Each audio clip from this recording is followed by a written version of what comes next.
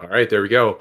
What's going on, guys? Welcome back to another Aether Hour podcast. This time we are doing something a little bit different. We brought on a special developer guest, Dave Oelkers.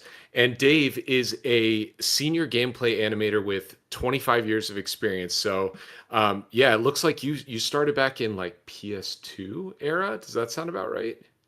Yes, you are correct. I Okay. started before the PS2 came out. Okay. So, Okay. yeah, I jumped on a team that was developing a PS1 game.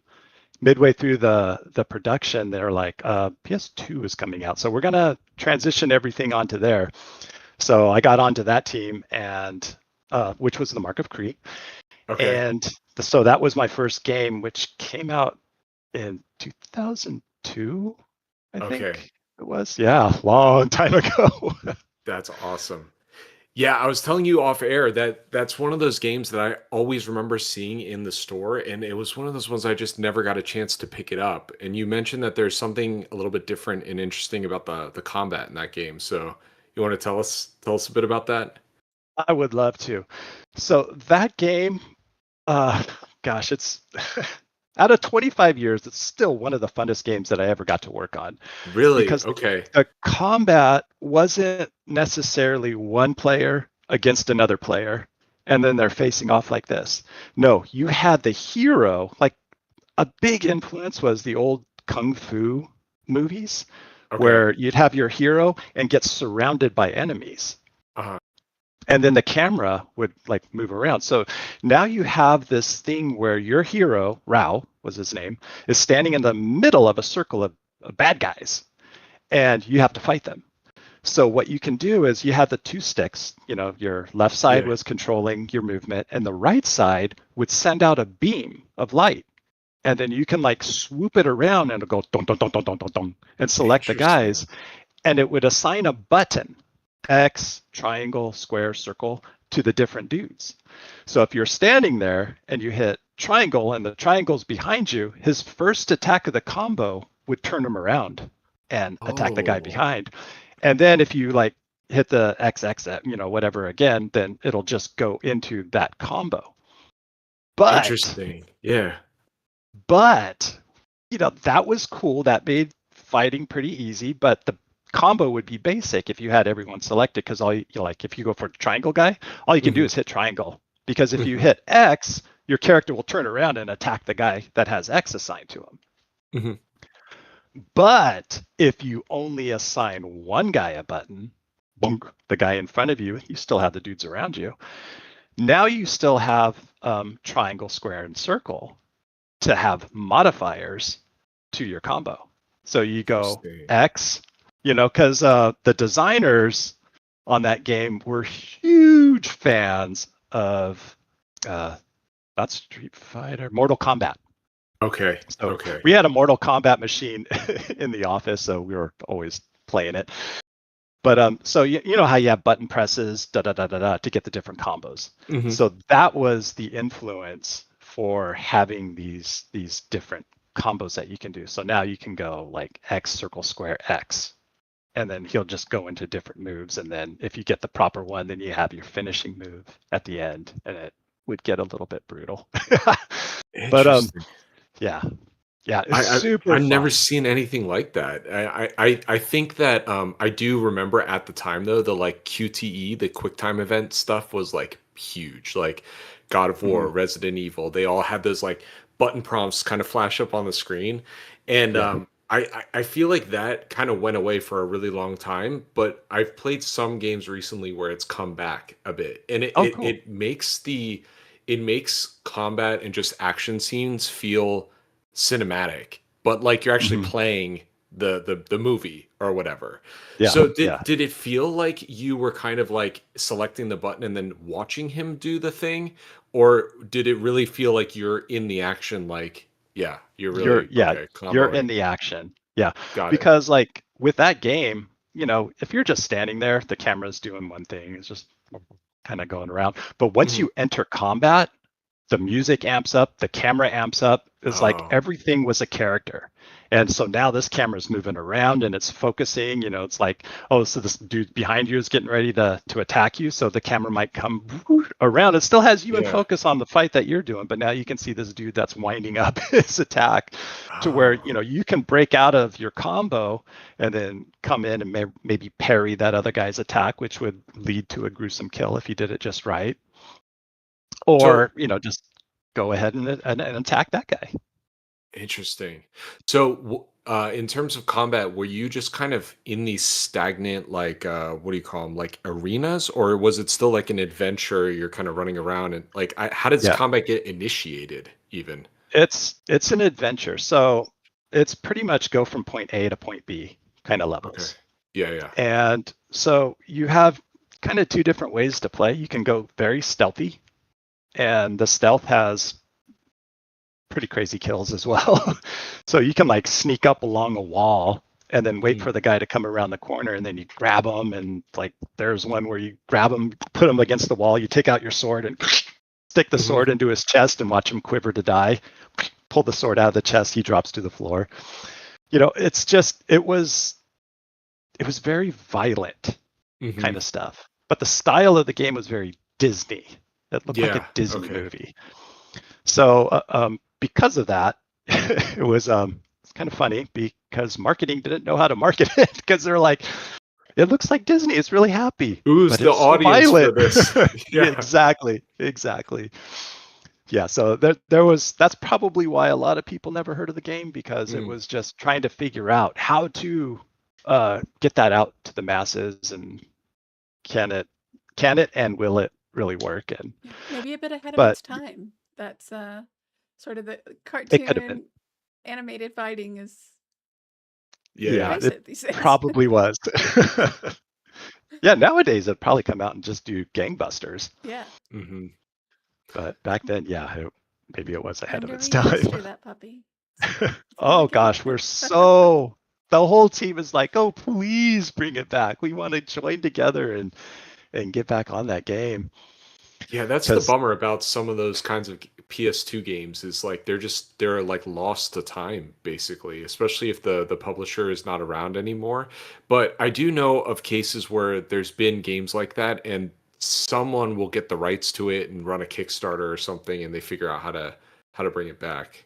So, yeah, we've tried that many mm, times. really? Okay. Yeah, publisher is Sony, so they're still around. Ah, I see. But pretty much the entire team, I don't know, maybe there's like still one or two of the original guys that are at Sony, Mm, but we've all dispersed in the wind. You gotcha. know how game development goes. Yep. It's like you work on a title and you're there and they're your family for 4 or 5 years, and then layoffs happen. And now Mhm. you go out and you find a brand new family. Yeah. Yeah, yeah, yeah. Stay there for 4 or 5 years. So what was your role exactly on this game? Uh, on that game, that was my first game, so I was just an animator, Okay. not senior. So in that one, I did a lot of the enemy animations. So not so much the hero, the lead animator, and we had a couple of extremely talented guys doing the big major moves on those characters. So I'd fill in a lot of the grabs. That's what we called Mhm. it. If like once you grab a character and then you do like the sticking the sword into the wall thing, that's considered a grab. So we'll animate that on the medium-sized enemy, and then we'd have to make that animation work on a small character Mm. and the big characters. So I did a lot of those animations where it's just like, okay, the animation's done, but now I got to make this work on these other size characters. Gotcha. Which back then, I mean, maybe it sounds easy, and maybe it could be done super simple now. With Motion Builder, you just plug it in and use an HIK and transfer the animation, you're good to go. Mm. But back then, we were literally animating on the joints of the characters. We did not have rigs in these characters. Really? Yeah, so you had the model and it Uh-huh. had its joints in there. And the animators would like put an IK on the leg, Uh-huh. from the top of the leg to the ankle. That was it for IK. And you'd like scoot him down and his foot would go through the floor or whatever. And it was, Because I was gonna ask too, like I guess there wasn't like mocap or anything for a character like no, that. No. Yeah, no, so no. complex movements like that, you're literally like hand animating everything. Oh yeah, yeah, yeah. That's And that's crazy, man. yeah, to the point where it was like when we had bigger characters and a character actually jumped onto Hmm. another character. Hmm. So in the sequel to Mark of Kri, my lead animator actually did a move where the female hero goes into her kill move and she jumps on the shoulder of the enemy. So Hmm. she's on her knees on his shoulders and then does this twist thing and breaks his Yeah. neck and then falls to the floor. But that whole sequence, imagine this character jumping onto to another character. So there's the reaction of everything, and then they regain their balance, and then she takes over control and does the snap of the neck and then falls to the floor. That move as well, all Yeah, done you on really joints. have to know your stuff you have to like understand gravity and just like positioning and body movement, everything. Yeah, because Oh yeah, that's timing, crazy. staging, the whole Yeah. enchilada. It was a lot of work, but Yeah. I think that by far, trains you to be like an excellent animator though, right? You're like kind of starting off the hard way, like literally Mhm. moving every little, joint. And then when you get the Yeah, easier tools, you're like, "Oh, I already know what this is yeah. supposed to look like, but now my life is a little bit easier." Well, it's funny you say that because now I get these easy tools and I'm like, it's taking my control away. I want my control back. So it's kind of a dance where I had to kind of unlearn what I learned to relearn what these new tools have. Hmm. Could And could you give me an example of kind of what the tools do now as opposed to back then? I have like basically zero 3D animating experience, so I'm not um entirely yeah, sure. so like if you have your foot IK, foot controls or Hmm. whatever, you're gonna have it where you have sliders to where you Hmm. can go up on your toes or go up on your tippy toes, roll the Hmm. foot to the side, and slide, bank the foot and all that kind of stuff. Um, you have a lot of those tools and it makes it super easy to get the pose that you want, I see. which I think is super cool. Yeah. But my problem with that now is when I'm going in and cleaning up the animation and smoothing out the graph editor and making sure, there's no like weird glitches and stuff. Hmm. Those are extra curves I have to watch. Mm. So normally you have your translation X, Y, and Z and your Hmm. rotation X, Y, and Z. But now if you're going with a ball roll or a toe roll or the two of them combined with a foot bank, ball bank or whatever, it's just like, oh my gosh, this foot is doing what it's doing because it's got all these other things. So in order to get around that problem, but still have those awesome tools to get Hmm. that pose that you want, a lot of the rigs now that I build, I'll make it so you can go from IK to FK and back to IK. Sorry, And in I know that, what IK is, but what is FK? FK is forward kinematics. Okay. So if you think of like how we used to just animate on the joints where you select this, the upper arm, move it, Hmm. select the lower arm, do, Yep. that's forward kinematics. So you're going forward on the joint chain as Okay. opposed to IK, which is called inverse kinematics, where you start at the end. So now you're moving it from the I see. end spot. Oops, let me try to get on camera. And so what I'll do is I'll create a script that'll take that IK pose with all those foot banks and toe rolls and yada yadas, and then I'll put it to FK, and then I hit another button that goes from FK back to IK. So when I do that, I'll set all those values, the toe roll and all that stuff, back to 0. Mm. And then I'll still have that same exact pose, but just on the IK control. Okay. Gotcha.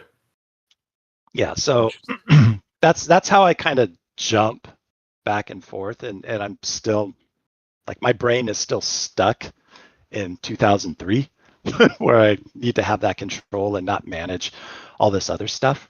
Mm, But the other good thing that gives me is all my rigs that I build have that ability to go back and forth between FK and IK. gotcha. So it's been my experience in the past that as you're working on a game, your exports or your Maya file, like let's just say your Maya file, that's what I use is Maya, Okay. gets corrupted.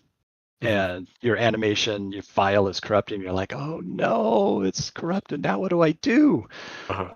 I can take the exported FBX Hmm. that's in the engine, Hmm. bring that into Maya, and then transfer that animation back onto the control rig. Oh, interesting. Because that FBX is all forward kinematics. There's no IKs, no controls or anything on it. It's the old Mm, school animation on all the joints like we used to have. yeah. So I write a script that will basically, you have your animation all the way through. I'll go like negative 10 frames or something and put the FBX character into the bind pose, which is the bind pose is when you paint the skin weights on the character. It's just basically all the joints are zeroed out. This is like I this see. is your character at its very basic. You export them into the game in that pose, and that's it. Gotcha. Because when I build the the animation rig, it's built on the bind pose. So sending the FBX to the bind pose, I know it's going to be the character is going to be in the same pose as the animation rig. Mm, So on that frame, that negative 10 frame, they're the same pose. And then I just constrain all the FK controls of the animation rig to the FBX. And then I bake it out and I get rid of the FBX. And now the animation is back on the animation rig.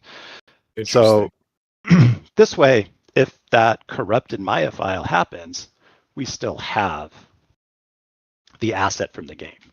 I see. Yeah, there's literally nothing worse than spending time on something like that and then Mm-hmm. it's just lost. It's terrible. Yeah, yeah, I've definitely it's happened experienced more that. often than we'd ever like to admit. Oh yeah. Oh yeah. So so it's like how do you get into like 3D animation specifically as a career? Did you have to do modeling and texturing and all that kind of stuff as well, or did you just jump right into like I'm going to figure out how to animate? My story is a little strange for Okay. that. So I got my start trying to get into 2D animation. Like Okay. my big goal was to get in at Disney, DreamWorks, whatever, Hmm. any place that would take me for that matter, and do 2D animation. And so this is in the 1990s where I'm taking classes all over LA. Um, Hmm. I couldn't afford to go to Cal Arts, couldn't afford to go to Art Center and all those places. So I kind of found these back alley places where I can do life drawing, learn from the life drawing people that teach the artists at Disney how to life draw, because they Okay. had this place in North Hollywood or North Hollywood, yeah, um, where they would have classes, and it was this was like back in the day to get classes there was so hard. It was like trying to win a radio contest where you just pick up your old rotary phone or digital phone and just go flash redial until it started Yeah. ringing, and you're like, all right, I'm in. So that was getting classes there to do live track. So I was trying to get into that whole 2D thing. Hmm. Got super close. It's like I was pretty much slated to get into the next DreamWorks training program, Okay. and then Warner Brother feature animation closed down, and DreamWorks took all Uh, those people on, and they're like, "Oh yeah, we're good. We don't need any trainees." oh so man. so they never had another training program after that. So I was just like, what do I do now? So then that's when I applied to Cal Arts, got into there, but then I looked at, how much it's going to cost Hmm. and what was happening to the animation industry at that time, 2D animation, and it wasn't looking bright. So I got scared, pulled Transitioning out. to 3D, is that what you're saying? It was kind of doing that, but not really. It was just like feature was kind of closing down. Mm, Yeah, it was just this weird uncertainty I that was see. happening then. So then I was like, if I'm going to go to Cal Arts, I'm just going to make my own film anyway. That's kind of what you're Mm, focusing on, right? So I was like, I'm not going to go there. I'm just going to work on my own thing. hmm So I started doing my own little film and then picked up a second job, because it's expensive to live in California. hmm And, so I'm just kind of trying to get by, trying to, learn how to do this, get better, and then eventually get into there. Then my friend got a job down here in San Diego at Sony. It was like, Dave, you want to come in work on video games? It's 3D and da da da. I'm like, no, nah, it's not 2D. I want to do feature animation. I'm not gonna. And he's like, no, you have to come down and check this out. Yeah. All right. So I go down there, and the entire animation team on that game were 2D guys learning how to use the computer. Interesting. Yeah. Yeah, yeah. It was a different world back then. I I think we've heard kind of a similar story from our creative director Dwayne. He worked at Blizzard back in the day, Mhm. on StarCraft 2, I think. And it sounds like very similar-ish story where it's like these people just kind of got dumped into this industry that they weren't entirely familiar with. They had Yeah. some fundamental skills and they just like somehow made this magic happen, which Mhm. is really cool. It's really cool. Very different Yeah. than how it is now, I think. Yeah. Yeah. So it was funny because, we get in there and we're all just 2D guys at heart. Hmm. So the whole mentality of all the animation in that game was two-dimensional, So but I'm we're assuming working that's in where the 3D. like Disney-esque kind of vibe came from. Okay. Yeah. Yeah. It was just Yeah. based on the interests of the people working there. Yep. Yeah. Gotcha. Yeah. Originally that was supposed to be a barbarian game, Hmm. but then the concept guy, he's this big Hawaiian looking dude that is Hmm. basically, if you've seen Moana, Hmm. he's a character, or what's his name? Maui is a caricature of him. Yeah, yeah, yeah.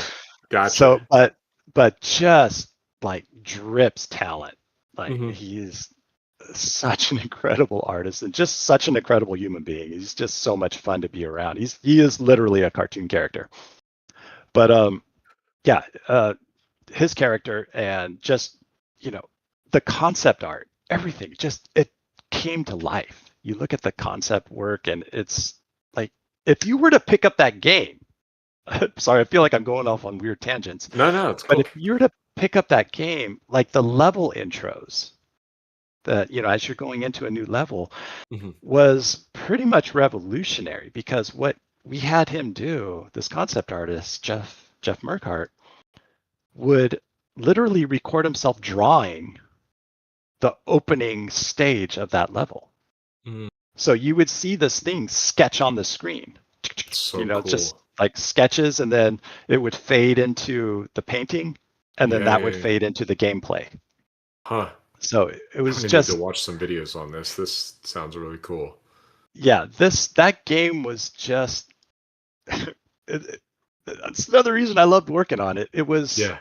made by artists for artists, Mm-hmm. and the guy that was running the studio in San Diego at the time, he was an artist as well. So Hmm. he got really happy with, how creative we were getting with all of this stuff. So it just opened the door to be like so hyper creative on Yeah, that yeah. title. And yeah, it came, and I think it showed through, like to the point where it's just like maybe it was a little too creative, like Gina said, a little bit ahead of its time. Okay, so you hop into the studio. You've not really touched much 3D. Like, how did you learn? The people around you, you just learn from the people around you, or yeah? Yeah, Because I yeah. We imagine were there's not teaching. many tutorials or anything, like, No, you gotta no. just figure it out. Yeah, somebody figured out how to use an IK, and Hmm. then another person figured out how to um, match that IK to the FK positioning, Hmm. using snap. And it was just one guy was teaching, another guy was teaching another guy. It was just, Gotcha. we were all teaching ourselves. And it's like, Yeah. if we ran into a problem, it's like, how'd you do it? Well, I did it this way. Oh, okay, Yeah. that's cool. And then, you kind of go about doing that. But it was literally each person teaching the other person That's what they amazing. learned. Yeah. Yeah. It was Wild West. Yeah, yeah, yeah, yeah. So from that studio, what was kind of like your trajectory going forward? I saw you worked at Well, some like Amazon studio games later on and stuff like that. yeah. Well, the big step was after Mark of Kri, Hmm. we wanted to do the sequel to that. Hmm. And there were some things going on at Sony and whatever.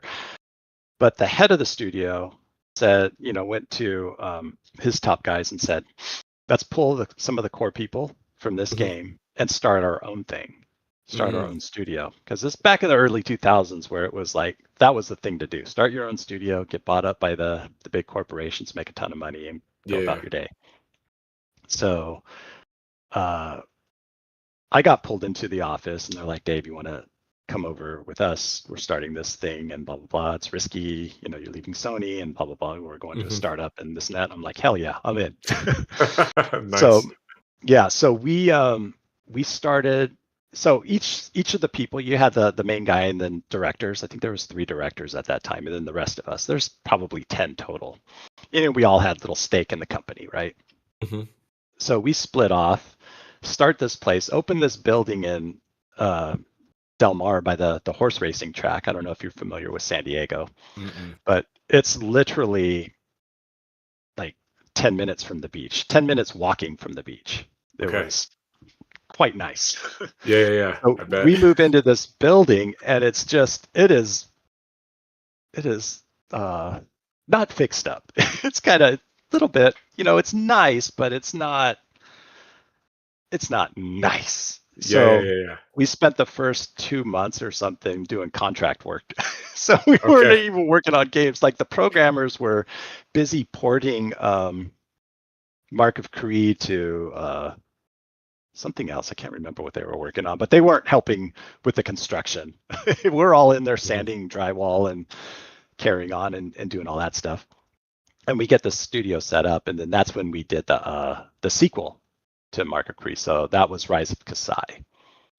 Okay, so you guys took that on without Sony, the sequel. Yeah, well, Sony funded it. Okay, So we okay. had the contract with Sony, and they were doing all of that, but we made the game I at see. Bottle Rocket, Interesting. which was our own thing. Okay, And okay. so yeah, we did the sequel to that. We wanted to up the ante with it Hmm. and make it a co-op game. Oh, okay. So if you look at Mark of Kri, it's totally single player. Hmm. But if you play Rise of the Kasai, you're going to have 2 players in the map. Hmm. So the original version was going to be co-op, so you'd have to be online to play it. But then I think there were just technical hurdles that we had to get over. That Sony was like, no, it's going to cost too much money. We can't do Mm. that. It's going to take too much time. Blah blah blah. So then the co-op is AI driven. So the other character is going through the level. Gotcha. So at the beginning of the level, you can choose whichever one you want to be, Oh, okay, cool. but the opposite character will just be AI driven. Gotcha. Yeah, so we worked on that one and finished that one, released it, and then I can't. This is like 2006 or something. So yeah, my memory is fuzzy what happened Hmm. with Sony and all that stuff. But we ended up parting ways with Sony Mm. and did a Konami game. Okay. called Shaolin Showdown. So it Okay. was a fighting game, but this is like based on the cartoon. So there was like this old cartoon, very stylized kids and everything, and doing kung fu and fighting their nemesis and stuff. So we did that game. That was a ton of fun as well, because that was the first time we could actually like animate the character stretching.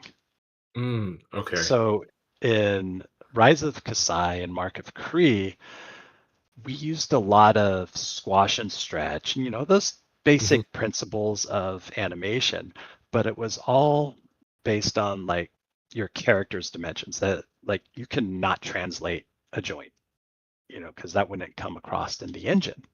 Yeah. So this Shaolin Showdown game, the characters were much smaller and much more simple than the Mark of Kri.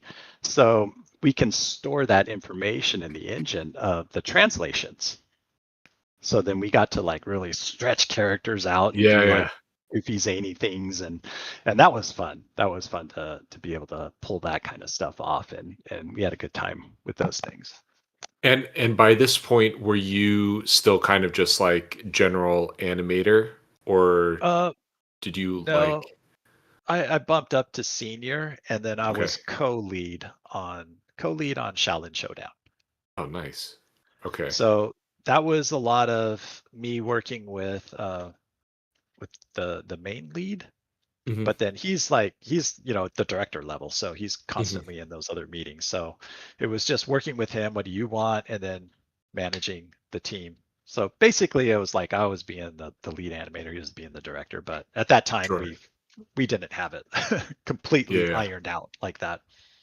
And then obviously, it's a ton of as a lead, there's just a ton of game playing to Hmm. make sure that the animations are working correctly, the timing feels good, and back then we didn't have animation graphs, where you Mm. can go, okay, this animation's going to go into that animation's going to go into this animation, in Yeah. Yeah. boxes like we have today. Yeah. Back then it was just basically, all right, programmers, here's a list of the animations and how they're supposed to go through. Whoa. Really? Okay. Yeah, and then you get that, and then you'd see a bunch of code, and then I would kind of start to learn where the numbers are, for Hmm. transitions and stuff, and then work with those. Or if Because we yeah, I was couldn't gonna have, ask, how do you make it like transition so it's not just like you're punching and then you're going back to idle like in a right, snap. Yeah, right, yeah, there you're having was to a lot program all of, that stuff. Jeez. yeah, it was nuts. And as an animator, we're always asking for more transitions. We want this custom because this Hmm. move, you need more follow through as opposed to that simpler move. Hmm. And the more we asked for those things, the more the programmers were like, seriously? That's more work. That's more You're like, I space. That's more promise it will be worth more it. space on disk. It's like, no, it's Yeah. it's too expensive. So then you just have to work in a budget. It's like Hmm. game development is always working in a budget. You ask for the world, and they promise you the world, and you're like, Hmm. sweet, let's go. And then you gotta eventually have to go, okay, yeah, we can't do that. We can't do that. In order to get this done, we just have Yeah. to budget it out. And what I've learned too is, you know, the person that ends up playing the game doesn't necessarily know the things you left on the cutting room floor. So Yeah, as long as, exactly. you're proud of whatever the end product is, it's like whatever got missed out on, it's like whatever. Hmm. Yeah, So yeah. There's always that soft spot in your heart. It's like, hmm. oh, it would have been so cool. Hmm. The fans would have really loved it. But Hmm. the baby is out there, and Yes. it's all good. Because back in those days, as opposed to nowadays, it Hmm. was once you went to Gold Master, that was it. You cannot Hmm. touch the game ever again. There's no Yeah, yeah. There's no downloadable content. updates. Yeah, yeah. Mm-mm, nothing, nothing. Yep. It's like it is done. You do that, you just literally clean your hands off, go on to the next title. Yeah. Oh man, I forget about that sometimes, but yeah, it's like you can still play old like like an N64 game that's got bugs in it. They Mhm. can't do Yeah, anything about it. yeah. The same fun bugs that you got to experience back then are still there today. Yep. Yep. Oh, that's so Yeah. funny. Okay, so you worked on the Shaolin Showdown. Where'd you go from there? From there, we went into doing a bunch of prototype games, Okay. because we were looking for our next gig Mm, at Bottle Rocket. We had a little bit of money to burn, because Shaolin made us some good money. So we were trying to figure out what the next title is going to be. So hmm there was all sorts of projects that we were trying to do, and this one in particular is we wanted to go back to the old Mark of Kri combat system, Okay. where the combat system is you send the beam out and you got the stuff. But to take it up a level, we wanted to do that in a car, because Interesting. I think Grand Theft Auto might have come out recently and people were playing that, or something. It was kind of cool driving in a car and doing crazy things, and hmm but you weren't really, shooting out of the car or whatever. hmm But we wanted to take something to that level. And I think we were even basing that kind of in like the Star Wars world or something, because I remember having, it was like floating cars. It wasn't driving cars. It was, these cars were floating, and you had to fly them around and jumping from car to car. And it was, yeah, it was gonna be like Did, super cool. did you ever play Twisted Metal Oh back yeah, in the yeah, day? Yeah, yeah, yeah. That's the yeah. first thing that comes to my mind. Obviously, Aether and Iron. We've got flying cars in combat, but it's very different. It's tactical as opposed to Mhm. kind of like a real time combat system. Yeah, That's interesting. So what yeah. happened with this? What happened with this Oh, project? I think that led to a different meeting that led to a different meeting where they met different people, and Mm, then domino falls, and then we got a contract with Namco to work on Splatterhouse okay. and bring Splatterhouse into the new generation at that time. Mm, At that time, it's new generation. So we were gonna try to utilize the same mechanics that we did, because that was kind of our signature. Obviously, we couldn't do the exact same as what we had on Korean Kasai, mhm. because that was patented by Sony, and so we'd Oh, have to okay. figure out a way to change that up. hmm But so we started working on Splatterhouse, and that was going well. That was like, that was another one of those fun games where it's like, okay, think of something really gruesome.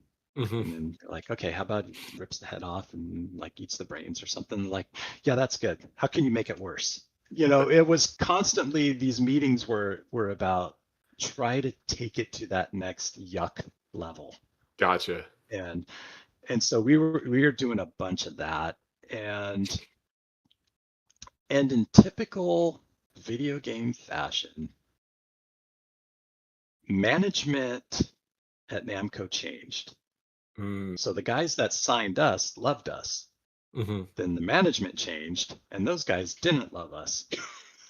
so, Brutal. so there was the whole let's light that studio on fire and take the assets and finish the game ourselves. And we were in a tough spot at Bottle Rocket because we had a second project going with this other studio that was like, I don't know, a milestone or two behind in payment.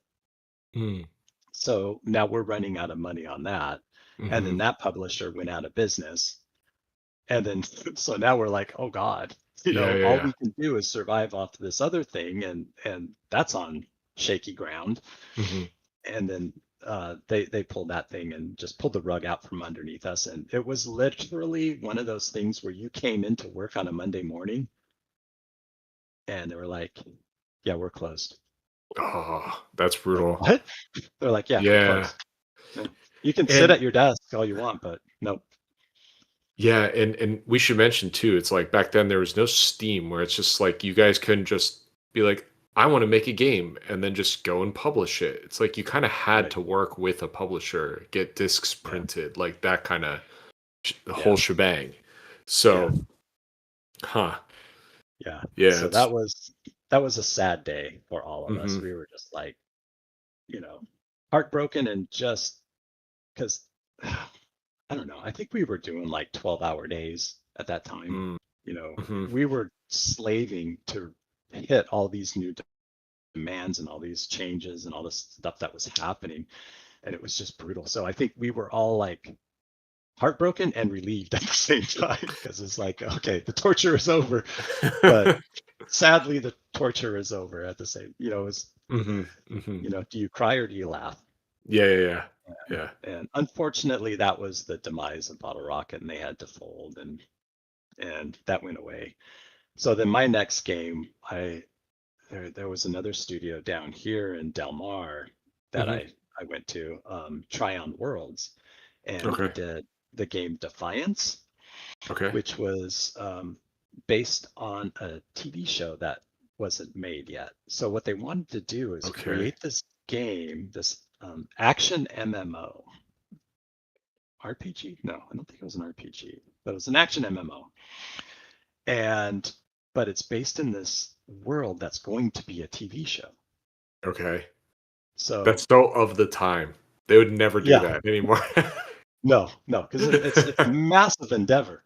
So Yes. this was in 2009 is when Yeah. I started there. And the TV show wasn't being made yet at all. It was just because you have to work on the games. It takes a hell of a lot longer to make a game than it does a TV show. Yep. So we were working on the game, trying to get things going, and we had, you know, like we said before, the game's gonna go one way for a while, and then go, oh, that doesn't work, so now we Mhm. go this other way, and you get it to work out. So once we finally got it starting to go down that worked out path, that's when uh, the show was on Sci-Fi Network. That's when Sci-Fi Network jumped on and looked at what we had, and they started their development for the TV show. And then that was like, holy cow, they're making our stuff look way better than we ever could. And it started influencing our stuff, and then it all Interesting. worked, things started to happen. And when I say things started to happen, it's just like in production, sometimes you just feel like you're walking in place. Yeah. Things are getting done, but it just feels like you're walking in place. But as you're getting closer to the end and all the rules are established, then it feels like you're no longer walking, you're actually running, because now Mhm. you can see that end game, and it's you're making that progress to get to the end. And that's what started happening there. We're seeing the TV show being made, and the deadlines become very realistic, because this show is gonna, like, I don't know if it was coming out in the fall, I don't remember, but let's say they had to make their fall launch. Mhm. Okay, well, we have to be out before the show happens Mhm. because that first level that you play leads into the first episode of the show, or vice I versa. I see. can't remember. Oh man. So it was like This is it crazy. was it was go time Yeah. at that point. And at that time, I think I transferred from gameplay animation. I was a senior animator on the gameplay to working on the cinematic animation. So I became the lead cinematic animator. And it like Cool. wasn't much. It was just me and another guy. So it's like, Mhm. really, who am I leading, myself? And but so we for the cinematics, we were using motion capture. So there was a Okay. lot of just going to the motion capture stage and working with the actors and doing all that stuff, and then coming back to the studio and then pouring through all those hours of motion capture, like the same damn move. Like Yeah, you yeah, might yeah, yeah. have the same walk like Uh-huh. 8 different ways, but you got to choose the best one Yep. and then Oh time man. code it, and then send that off to the animator and go, okay, pull it out of this time. Or did we send it back to, I can't remember, but, and then you get like your clips, and then you got to clean the clips up to the different characters. Interesting. So And was I this your was, first time working with mocap? yeah, Okay. yes, yeah. So that was my first time with mocap. So first time directing on the stage, coming back, finding the clips, the animator that I had on my team, he was a motion builder expert. He was so good at it. So it was basically, I'm like, okay, you do all the motion builder stuff because, you know, I can learn it, but is that really worth it? You know, you're rolling. So he stuck with that. I worked with the designers to try to figure out how to get the dialogue on the faces of the characters, because we were trying to use this proprietary software that you type in the dialogue and it's supposed to animate the faces. Gotcha. Boy, yuck. It's basically like in animation, if you're animating a dialogue, you hit key phonemes. Like, you know, if the character says hippopotamus, you're not gonna have him enunciate in their mouth everything. You're just gonna find those key moments that look good that you still looks like you said hippopotamus. Yep. But the software It tries to do too much. Yeah. So now you just have like craziness going on. So it was like, oh yeah, this is not good. So we were trying to dial that back in. But then sometimes the cinematic would also require a move that you can't have an actual animator jump off of something and, you know, do a backflip on the stage. So I would do those animations. So I'd hand key the animations, but I have to hand key it in a way to make it look like motion capture.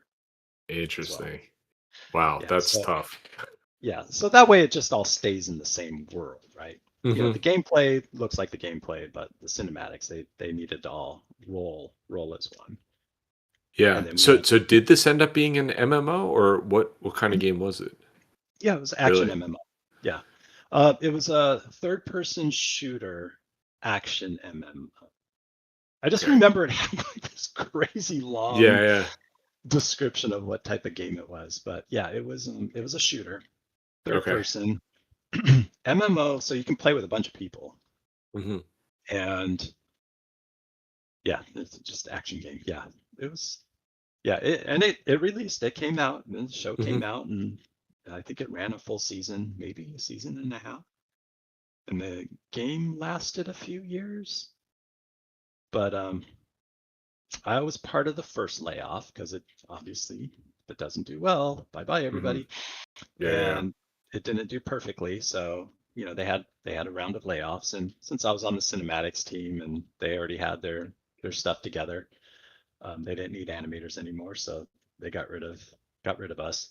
And it's just crazy because that was the time too where everyone was like, we have to have an MMO, and it's like there's only so many people that play video games. Like it probably would have done so much better.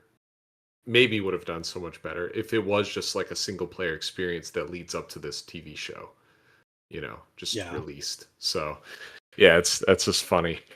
Yeah. I remember one of the first projects I ever worked on in college. It was like, I was like kind of working for free kind of sort of situation. They were like, we're going to build this giant MMO and it is going to compete with World of Warcraft. And I was like, sure it is. Yeah. Yeah, that's always funny when people say that. It's going to be the what did they call it back then? The Warcraft, the WoW killer or something. Yeah. The WoW. It's going to be like, the next WoW killer. Yeah, no, it's not. No, it's not. That beast has got to step on you, wish you down in the ground, look at you, and disregard you, and move on, and still make $1 gazillion. Yeah, it was like those guys. They did it right. I mean, because you always have these questions of what's the most important thing of a game? Is it how it looks or how it plays? And the answer to that is yes. It's both. But a lot of times you can only have one or the other. Blizzard, they got both. And with WoW, and it was just like they got an MMO that was just played amazingly and looked even better. So they like it was one of those home run things, and like got to bow down to them because they they did it. They did it Yeah. absolutely right. Yeah. Okay, so from this studio, where did you end up? That's after there, I went to Amazon, Okay. which And they was were also doing MMOs, right? no, not at that time. Okay. When Okay. I went to Amazon, it was a trip because when we had layoffs, one of the animators the gameplay animators that he stayed on, he was like, Amazon's hiring. And I'm like, Amazon? What? Like I work at the warehouse? They were like, no, you're Yeah. making Right. games. It's like, okay, whatever. So I applied there and went into the interview. And basically what they were doing is like everything was so top secret at that place. It was, if you're working on a game, it was like, okay, you're on this team, but you're not allowed to talk to them. It's got to be right here. Don't say Yeah. anything because it's all top secret. So weird. But anyway, we were they were making a game for the Fire TV. So Fire TV hadn't come out Okay. yet at that time. Hmm. So I got onto that team and it was it's like a tower defense kind of game. Hmm. So you'd build up your little towers, but then you'd also have a character that walked around and patrolled, and you'd have to like fight things and take care of and protect like the everybody that has to load onto the UFO or whatever And it was was. it like a more of like a top down or a, No, you know, no, it was isometric, or was it? isometric, kind of like 3D, not really top, but kind of, Yeah, yeah, if you had your character like here, it was kind of up a little bit higher, yeah. Yeah. looking down on your character and just kind of followed around. So That way you like, can see the map. yeah, yeah. So based on your experience so far, it sounds like that was maybe the first time you were working on a game in that kind of style. Is that correct? Yeah, So yeah, yeah. how did your experience differ moving on to something like that compared to, like, it seems like you've been mostly doing these more realistic, like big action scene, big action move kind of animation stuff. It was, I would say it was really simple Mm-hmm. because the camera was kind of locked Mm-hmm. and the animation call wasn't super huge, Mm-hmm. but yeah, it was kind of that game was kind of easy. Yeah. It's a little easy to animate on. Yeah. The It's like you challenge, started off in hard mode, it seems like, with yeah, your experience. So mhm, most people nowadays would start on a tower defense game as an animator and then move up to Mark right, of Kri. yeah, yeah, yeah. So working on that game, that was cool, and so we finished that one that came out, and then we were trying to work on this the Kindle Fire. Okay. It hadn't come out yet, so we were doing a tablet game on that one, and that was a lot of fun to work on. That game never came out, but I was able to do animation on it. I worked with a concept artist, so I actually got to draw again, so that was super fun. Nice. Yeah. And then I was also working on the cinematic moments of that game. So I do like the cameras because the designers worked on the cameras, and me and the lead animator were kind of going, oh, I don't know, it looks like Gotcha. regular stuff. So Yeah. then we took like the animation route and changed up camera angles and putting focus on where it needs to be focused. So I got to do a lot of the camera work on that game, and that was a ton of fun. And that was right in the middle of that production. Amazon bought this other studio up in Irvine. I Mm. think it's called The Collective, and combined the two studios together. So now Amazon Irvine became this bigger thing and moved us all into the same building out there, like in one of those Irvine high rises. Hmm. And that's when we started working on New World. So Okay. that's when that MMO came Yeah, about. yeah. Gotcha. Interesting. So up to this point, it feels like you've been working on kind of larger projects. Were you, and you just mentioned you got to kind of wear a couple hats in this Amazon project. Did you get to do that in your other experiences too, or was it just like you're the animator, you're animating kind of thing? Mostly, yeah. At Bottle Rocket, we got to wear some different hats because we were Hmm. pretty small there, and especially when we are doing the prototype stuff. So with the prototype, I would just build levels out of boxes and stuff in Mhm. Maya, light it and Okay. everything, and then have the characters go through and do different actions. Because I think one of them was like, can't remember what that game was about, but we just had enemies like all over the city. And I Mhm. think it was a superhero game or something, and I had to set up like these moody scenarios of this character coming in and fighting the bad guys and trying to take care of business. Gotcha. But things like that. I'm wearing different hats because I'm building the level, I'm Mhm. designing the level, I'm lighting the level, and then I'm doing the camera work and the animation and all that stuff, pacing the whole enchilada. So, it's so much fun, or it was so much fun back in those days when you had those small teams and you got to do a lot of the different stuff. Yeah. But Yeah. you get on these big teams, these huge Mhm. teams now, and now you're the specialist, um, dialogue guy. So now you're Mhm. just animating the face, Yeah. spending 3 years animating a face or whatever. And that's cool. You get to say you worked on this massive project, but Mhm. at the Kind end of of the locks you day, into just doing the same thing constantly. yeah, Yeah. yeah, Yeah. yeah. It's Yeah. been But you nice get working on really in dang good. oh, You get yeah. really dang good at that one thing, but That is true. That is true. Sorry, go ahead, Gina. Yeah, I was just going to ask, do you feel like somebody who's not necessarily an artist can be a good animator? That's a no, good question. no.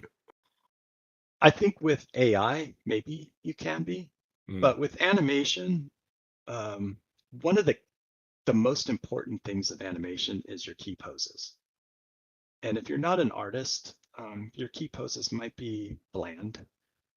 So you can, I would say a non-artist could probably create animation that people will accept as it, but to be next level animation, mm. Yeah. I'm sorry. Yeah, yeah, yeah. No, No, no, yeah. no. Um, and I had another question. Just, throughout your career, you've talked about how you moved from hand-keyed animation through various levels into mocap. And do you have a preference for one or the other? No, no, I like to mix them both. Mm. Like right now, I'm currently like in my free time playing with motion capture, but enhancing it so that it feels as appealing as hand Like keyed. hand, yeah. Yeah. Interesting.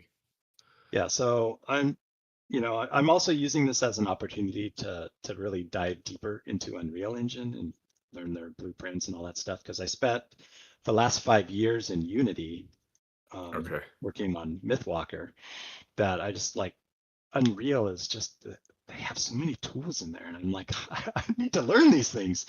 So I'm playing with that right now and doing like little videos and posting them up on LinkedIn of the little things that I'm learning and Yeah. stuff. So yeah, I'm playing Nice. with like I'm using Mixamo for my motion capture. So it's an Adobe website. So if you have an Adobe account, you can use these Mixamo characters and animations and stuff. So I took one of their characters, downloaded them, put them into Maya, and I built an animation rig on them. So I can Hmm. take the animation off of their website and then put it on my rig, clean up the animation that way, put it into Unreal, and work on the blueprints. So you Mm. have to make the character move, you have to do an animation graph, and then you also have to work on the event graph. So it's like I'm learning how to program at this point. So one Gotcha. of the more challenging ones is I got the character climbing on a wall. So he has to like go up to the wall. Sometimes you can put a trigger box next to the wall and it automatically pop up onto the wall. Hmm. But then I'm kind of like, well, what if I want to do some sort of stealthy stuff? Like he's Mm. hiding against the wall. So I I just made it a key press that you have to do. If you go up to the wall, you press E and then it climbs up onto the wall, and then you navigate around on the wall and jump down. Sounds simple, right? Nothing in game dev is simple, or at No, least as simple as you would think. Yeah. yeah, it was so hard. It was I'm working with Gemini, Mm, it's my AI teacher of, mhm. how to get to things, and there's been days where I'm like, are you kidding me, Jeff? What's the matter with you? You're telling me that three different ways. It's like, I understand your frustration. But yeah, we ended up getting it to work, and got everything, working on the screen, because it's just so funny when you work with AI. Mm, It's like working with a computer. Like a tech artist once told me that the computer is extremely intelligent on the things that you teach it, mm, but it cannot free think outside of the box. mhm. So AI, working with Gemini, I found it to be the same exact way. So if it kind of puts you on this path going A, C, B, D rather than A, B, C, D, Mm, because this tutorial or whatever it's research figured out that way to do it, it's going to lead you and keep you going there and just stack more stuff on yeah. top of it until you just have like this huge thing that's just out of control. And as I'm working with Jim, and I'm just like, all right, we painted ourselves in a corner. Let's Mhm, scrap everything that we did. This is what I think is happening. And then I, mhm, created better prompts as well. mm, And then it's like, oh, it's a great idea, blah, blah, blah. We go all back and then kind of rebuild it all out again. So just like what we talked about before, when you're making a game and you're just feel like you're walking in place, mhm. same exact thing, because I was just spinning my wheels. Yeah. And until we, like, one of those premonition moments happen, it's like, oh, wait, all I had to do was this and this and this. And Yeah, then yeah, we're yeah. back into Gemini. It's like, oh, it's a brilliant idea. Let's work on that. And we do that, and then it goes clean. And it finally climbs up on the wall and everything works out perfectly. Nice. So, if you were to recommend someone today, how to get into animation, I know you took a kind of an unconventional path, but seeing how things are today, like, what would you recommend? Oh, there's so many online courses that Mm, you can do. Like an animator that I was working with at my last place, he's doing an I think it's iAnimate course online. mm, And it's, you go in and you get the assignment from the teacher, you work on that, you meet like, I don't know, like on a Monday or whatever, and the teacher goes over everybody's animation.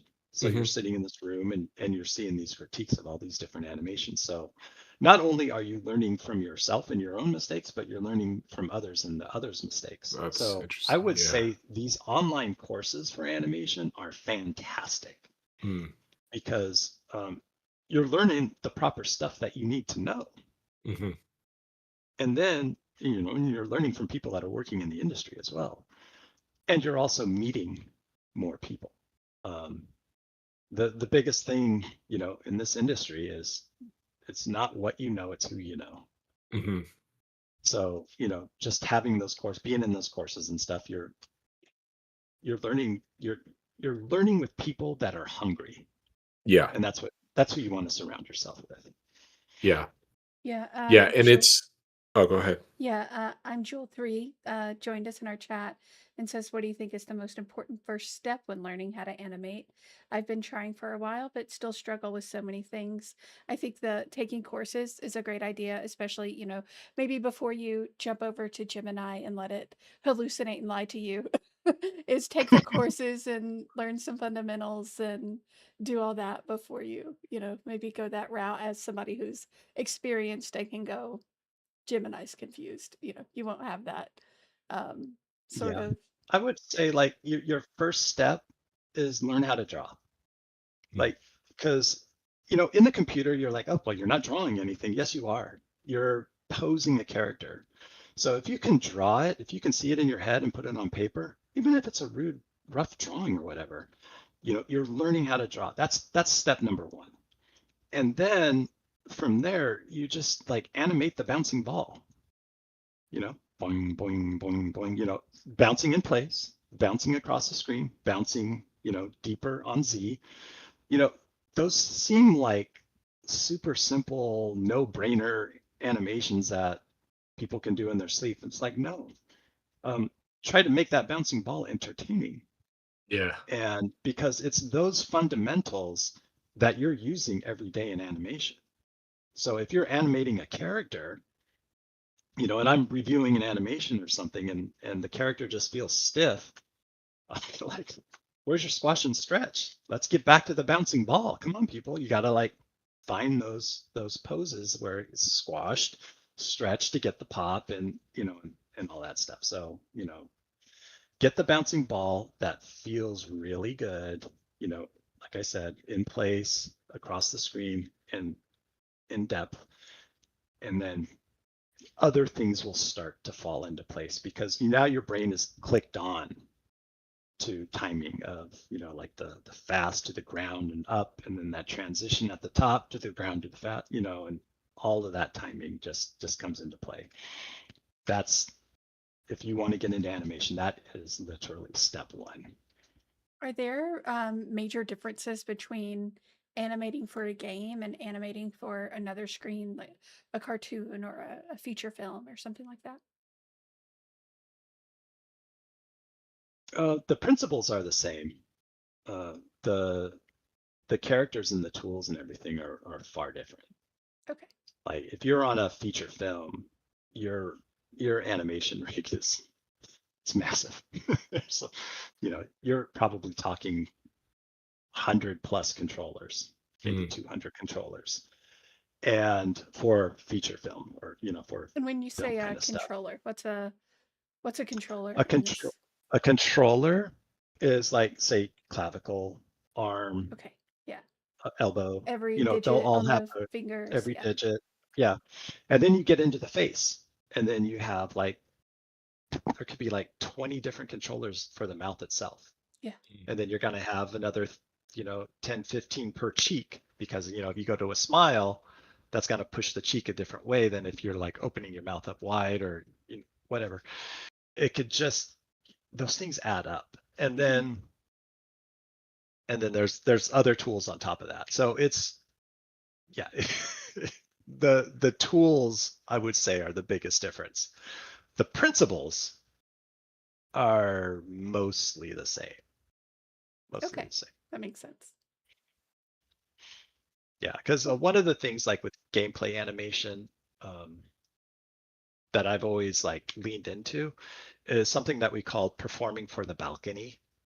So if you have a character that's on stage and you're watching, like a Broadway play or something, and the character is very subtle, doing those little things, the people on the balcony can't see that. Yeah. So what you need is broader actions, and then now the people on the balcony can see. Oh, I feel the emotions of that character. I can see what's happening now. And with a lot of gameplay animation, that's what I usually tend to lean more into with my characters is perform for the balcony. Yeah. It's Makes sense. a Yeah, good it's piece of like insight. Yeah. why in those old pixel art games they had to go so crazy, cartoony, exaggerated with emotion if someone's surprised or they die or something like that. It's Yeah, almost comical looking, but yeah, how else do you express that with a couple pixels on a screen? So yeah, exactly, exactly. You got like 20 pixels for a full character. It's like, yeah, yeah, yeah. you got to make it clear. Yep, yep. Do you do any 2D animation anymore? No, no, No. I still have animation desk in my office, Hmm. but I still have the same scratchy drawing on there that's been there for months. Gotcha. But yeah, I've been focusing more on the on learning this Unreal Unreal and stuff. Yeah. mhm. Yeah, Yeah. it's crazy how much time animation takes. Yeah. And also, I feel like anymore too. You were saying for the really, really big studios, right? Like you got to be a specialist, but working in indie, it's like if you can go to someone and be like, "Hey, I know how to get the guy on the wall as well as Mhm. animate the guy climbing on the wall. It's always Yeah. a good skill to have. So, Yeah. Yeah. It's funny because I'm playing kind of with all of that stuff right now, where hmm I'm not doing pencil and paper so hmm much, but I am playing with 2D animation like and Adobe's Animate or hmm After Effects and all that. So I'm yeah, playing yeah, with like doing logo animations and all this kind of stuff. So I'm playing with those things as well, hmm just to keep my foot a little bit into that sure, arena. Because like you said, I mean, there's different studios. So if I were to go into slot machine hmm animation, um, that's using a lot of spline animation hmm where you take your drawings and then you break it into little pieces and assign bones to it and then you animate it that way. hmm Um, so they do a lot of that, but then they also do a lot of VFX, visual effects. And so then I'd have to learn how to do that as yeah, yeah, well. yeah. That's a whole other So beast. yeah, there's just so many things to learn hmm that I had a conversation with a former colleague a while ago where he's just kind of going, I'm having trouble focusing. And I'm hmm like, I know, I feel you because you sit there and it's like, I want to learn this, I want to learn that, I want to learn this. And then Yeah, you start yeah, working on one thing and it's just like, oh wait, I just had an idea for this other thing. And it's like, no, stay focused, Dave, stay focused. yeah. So then, it's just like constantly writing notes to myself of, okay, finish what you're doing and then you can go back to this other thing and work on that and then move on. So it's one of those disciplines that you just got to keep on yourself of keep that focus and don't stray. hmm Are there any I didn't sort get of to add. oh, Oh, go sorry. ahead, Yeah. Gina. Are there any sort of nuances in animation that you notice in games or on television that, most people who are not in the industry would pick up on? Well, yeah. I would say about 5, 7 years ago, you would see animation and commercials and whatnot, and I would be like, "Ugh," it just wasn't good. But then, let's be realistic. The games industry, the animation industry, whatever, entertainment, hmm it's gone through some hard times right now. Where hmm hmm it's not a pretty picture out there. So you have a lot of very talented people picking up contract work. So you look at some of these hand animated commercials, not the AI animated ones, but the hand animated ones, they're looking really good now because you just have talented people that will pick up those jobs because it's just like, oh, you know, it's gonna buy groceries for another month or something. hmm Yeah. And you're seeing like really good work out there. The AI stuff, yeah, it still has that weird AI feel to me. hmm Yeah. Like, you know, Yeah, I know what you yeah. mean. Yeah. I didn't get to ask you either. So, are you much of a gamer yourself? Do you play many games, or did you just kind of fall into this I industry? I kind of fell into this industry. Uh huh. There are some games that I play, but I'm not avid gamer. Mm-hmm. And I think that sometimes it's to my fault, because everyone's always talking about, oh, I played this game. It's like I Yeah, haven't yeah. played it, but I'm not very good at games, video Gotcha. games. And so I don't play it, but then I also spend way too much time like trying to learn Mm, and just doing animation and all of this stuff. So I sometimes fall into this world of I don't play games, but the two games that I do go back to often hmm is well, one of them is Breath of the Wild, that Zelda Oh, game. great game. So You like to good, climb. so Yeah. Yeah. good. Makes sense. Yeah. Yes, yeah, I spent hours climbing in that game. Um, but that game is just it's so well done. Like hmm I just think it's one of those games where that their pacing is masterful, where hmm you you feel like you have to complete that one thing that you're working on, and then the amount of time it takes to complete that one thing you're working on is so perfect that you get to the next one, you're like, oh, I think I have enough time to do this next thing. Yep. And then you're like trying to go on, and they mastered that. It is so well done. And then at some point you just hit the wall and you're like, okay, I gotta turn it off. But you feel good about it. Yeah. It's like you shut it and you come back into it and you're right back where you were, and it's like, so well done. And the other game that I love to play is Raymond Legends. Okay. It's just the animation, and it's so over the top. It's kind of Hmm. like that Yeah. old Warner Brothers zany squash and stretch, just wacky, or Bakshi, Ralph Bakshi kind of stuff. It's just over the top. It's so good, and their levels are just so fun to play. And I never finished that game because it gets to a point where it's just too hard for me. Hmm. But then I'll go back and I just replay levels because it's Yeah, just yeah. so well done. I just have so much fun playing that thing. Yeah. That's awesome. Two great Yeah. games. Yeah. Yes. Yeah. Oh, thanks. All right. I think we're kind of yeah, we've gone past, we've blown past Oh, an hour without even yeah. really realizing Sorry. it. No, Oh no, my no. God. It's been a great discussion. I think that's why. Do you have anything else you want to mention or shout out or anything before we hop off? Uh, yeah. No, I don't. I would say check me out on LinkedIn to see Yeah. those videos that I'm posting. Uh, coming soon, someday, I might even start doing a YouTube channel Mm, where I'm gonna like go over what my process is and go yeah. into more detail. So the videos I'm putting on LinkedIn are very truncated. It's Hmm. just kind of like, this is what I did. Here's a few of the mistakes I made. Now it's done. Hmm. And I try to keep it under a minute or Hmm. under 2 minutes. So I'm trying to go between a minute or two, because I know on LinkedIn it's like nobody wants to spend 5 minutes watching a video. Yeah. So Yeah. I'm keeping them pretty small, but then more on uh, in the future. I'm trying to figure out what I'm going to do there, and then Cool. possibly even go a little bit further with the stuff that I'm working on. Yeah. Well, we Nice. can leave Yeah, we'll a have to link keep an eye out. to your LinkedIn down in our YouTube description below, so Oh, folks awesome. can maybe connect, say hi, and start following along on this, and maybe jump in on YouTube later.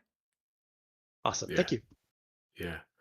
Awesome. Well, thank you so much for joining us, Dave. This was a awesome discussion, and for everyone that joined us as well, just a reminder: Aether and Iron is on Steam now. You can go check it out and play it, and you can yeah, keep your eye out for the next podcast with the next guest. Yeah. Awesome. So yeah, Thanks, Nick. thanks Thanks, so Gina. much. Yes. Thank Yeah, you, everyone. And thank you, Zach, Jules, Stackman, and Zachy Boy for joining us in chat today. It's great to see all of you. and Gina, you wanted to raid too, right? Oh yeah, let's see if they are still on.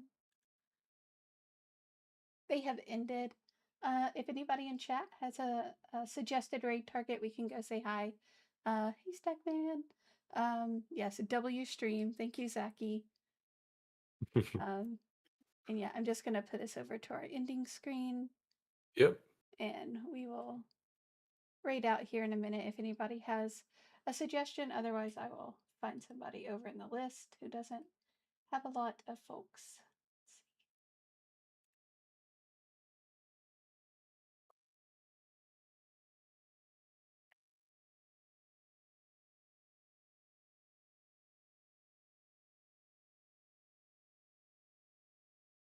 All right, we're gonna go see Techno Wizard. Thanks, everyone. Bye bye. Thank you. Thank you, everyone. Oh, you didn't click that first mute, Gina.